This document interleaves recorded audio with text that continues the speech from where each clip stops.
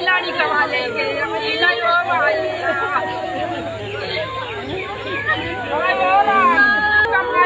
लड़के बन के लेके हो। अरे कहाँ गईला हो?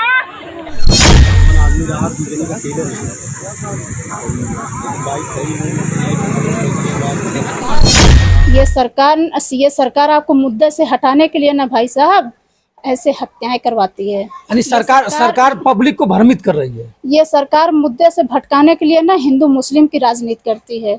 ये सरकार मुद्दे से हटाने के लिए ना जैसे पुलवामा हमला करवाया था उसी तरह से अभी ये मैं धर्म का विरोध नहीं कर रही हूँ।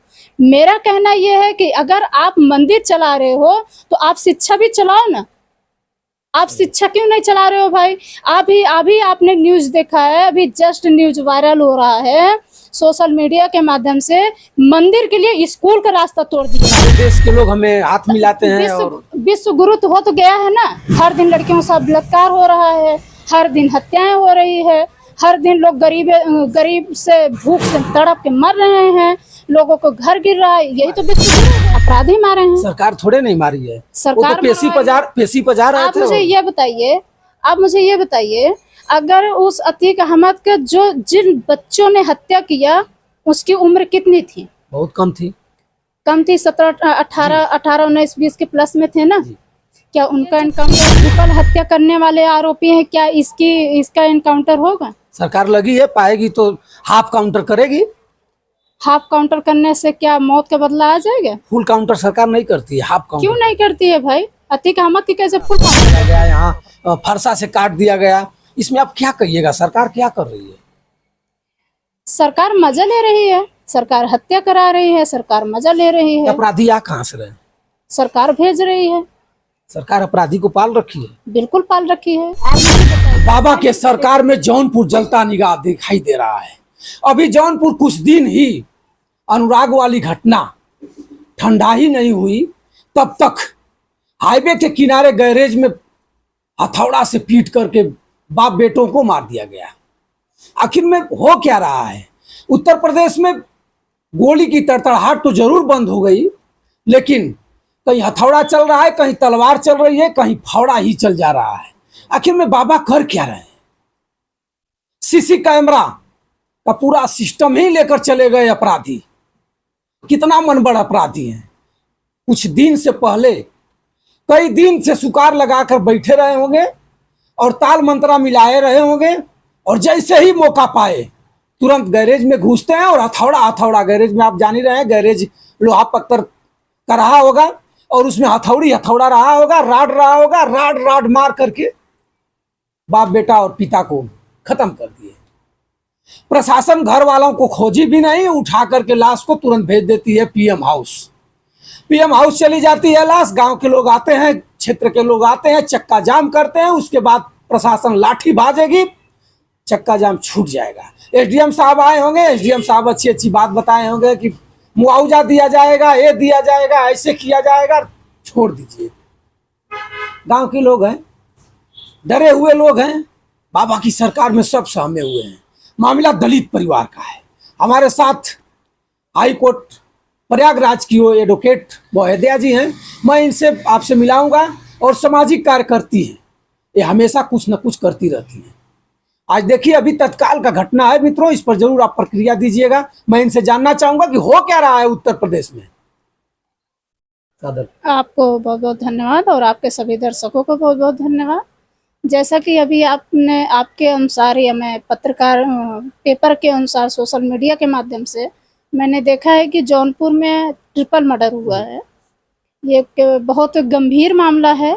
इस गंभीरता पर हम किससे गुहार लगाएं, या वह अनुसूचित जाति के व्यक्ति किससे गुहार लगाए?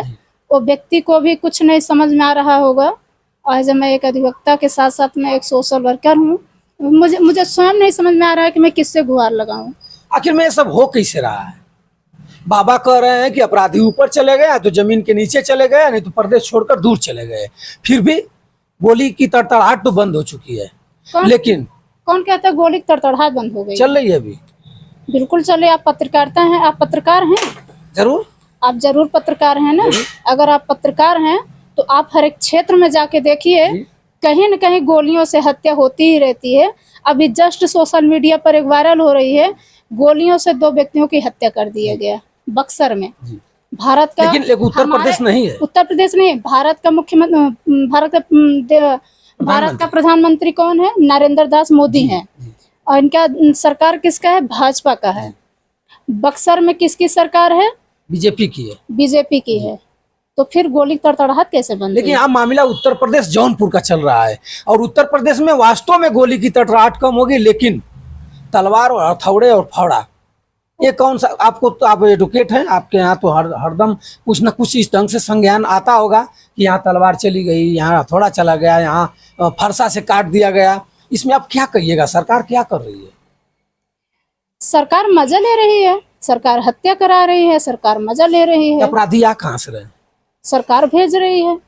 सरकार अपराधी को पाल रखी है। बिल्कुल पाल रखी है। आप मुझे बताइए, अभी सरकार के खिलाफ कोई कुछ बोल दे तो उसके ऊपर FIR हो जाएगा, उसके ऊपर उसके जेल भेज देंगे, उसका एनकाउंटर हो जाएगा। क्या ये जो ट्रिपल हत्या करने वाले आरोपी हैं, क्या इसका एनकाउंटर होगा? सरकार लगी है, पाएगी तो हाफ काउंटर करेगी। हाफ काउंटर करने से क्या मौत का बदला आ जाएगा? फुल काउंटर सरकार नहीं करती है, हाफ काउंटर। क्यों नहीं करती है भाई? अतीक अहमद की कैसे फुल काउंटर कर दी? तो अपराधी मारे हैं, अपराधी मारे हैं, सरकार थोड़े नहीं मारी है। सरकार वो तो पेशी पजा रहे थे। आप मुझे ये बताइए, अगर उस अतीक अहमद के जिन बच्चों ने हत्या किया, उसकी उम्र कितनी थी? बहुत कम थी। 17, 18, 19, 20 के प्लस में थे ना? क्या उनका एनकाउंटर हुआ? जेल के अंदर है। जेल के अंदर है। जेल के अंदर तो ऐसे बहुत सारे लोग हैं। कहना क्या चाहती हैं आप सरकार के प्रति? आप पत्रकार हैं, आप अनुभव कीजिए।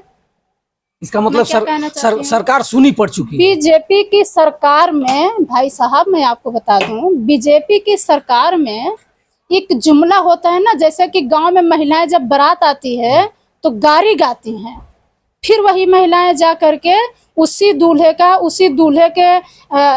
यानी कि उनसी बारातियों का बुराई करती हैं। उसी तरह से ये बीजेपी वाले हैं। ठीक है, इतने निचले स्तर से इनको आप जोड़ रही हैं। निचले स्तर से मैं नहीं जोड़ रही हूँ। निचले स्तर से हम कहाँ जोड़ रहे हैं मेरे भाई? हमारे देश के प्रधानमंत्री हैं, हम लोग तो सम्मान कर रहे हैं। अन्य देशों के लोग तो उनको गाली दे रहे हैं। वो तो कहते हैं कि पूरा हमारा देश दूसरे स्थान पर विश्व गुरु होने वाला है, सारे देश के लोग हमें हाथ मिलाते हैं। और विश्व गुरु तो हो तो गया है ना। हर दिन लड़कियों से बलात्कार हो रहा है, हर दिन हत्याएं हो रही है, हर दिन लोग गरीब से भूख से तड़प के मर रहे हैं, लोगों को घर गिर रहा है। यही तो विश्व गुरु है। अब कैसा विश्व गुरु चाहिए भाई?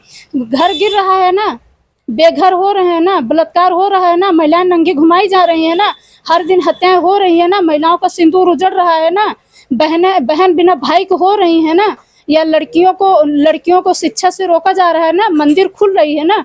विश्व गुरु इसी को तो कहते हैं। आप मंदिर विरोधी हैं क्या?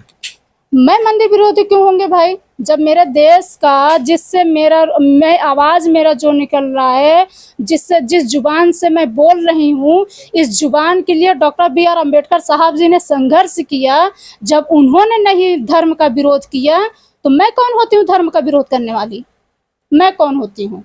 मैं धर्म का विरोध नहीं कर रही हूँ। मेरा कहना यह है कि अगर आप मंदिर चला रहे हो तो आप शिक्षा भी चलाओ ना। आप शिक्षा क्यों नहीं चला रहे हो भाई? अभी आपने न्यूज देखा है, अभी जस्ट न्यूज वायरल हो रहा है सोशल मीडिया के माध्यम से, मंदिर के लिए स्कूल का रास्ता तोड़ दिया गया। तो ये सरकार शिक्षा के ओर ले जा रही है कि धर्म की ओर ले जा रही है? सरकार बता रही है कि विकास हो रहा है, सरकार चारों तरफ रोड बना रही है तो विकास कर रही है। विकास हो रहा है। आप चलिए, मैं आपको गली मोहल्ले में दिखाते हैं कितने मजदूर आदमी पाई के लिए तरसते हैं, कितने मजदूर आदमी पूरी तक खाने के लिए तरस जाते हैं। ये सरकार है, ये सरकार आपको मुद्दे से हटाने के लिए ना भाई साहब ऐसे हत्याएं करवाती है। यानी सरकार पब्लिक को भ्रमित कर रही है। ये सरकार मुद्दे से भटकाने के लिए ना हिंदू मुस्लिम की राजनीति करती है।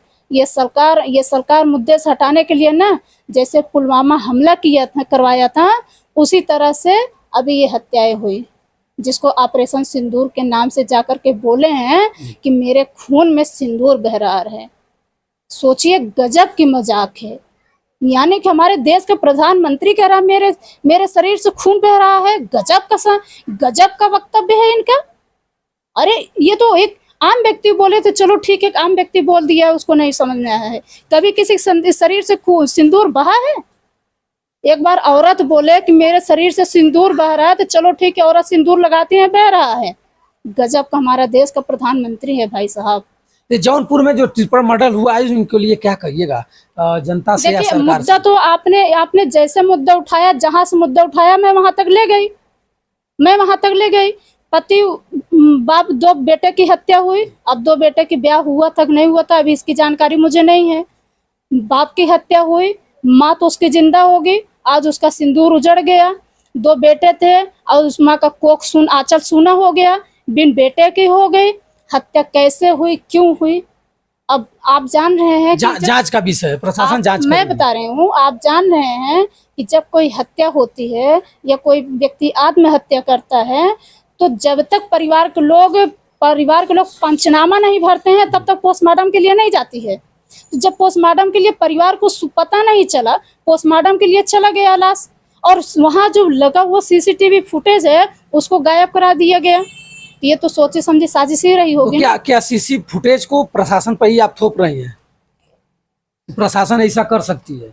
देखिए, ये प्रशासन कर सकती है या हत्यारोपी कर सकते हैं, ये तो जांच का विषय है। लेकिन मैं समझती हूँ कि मैं आपको भी बता दूँ, प्रशासन में थोड़ी नहीं बहुत लापरवाही होती है।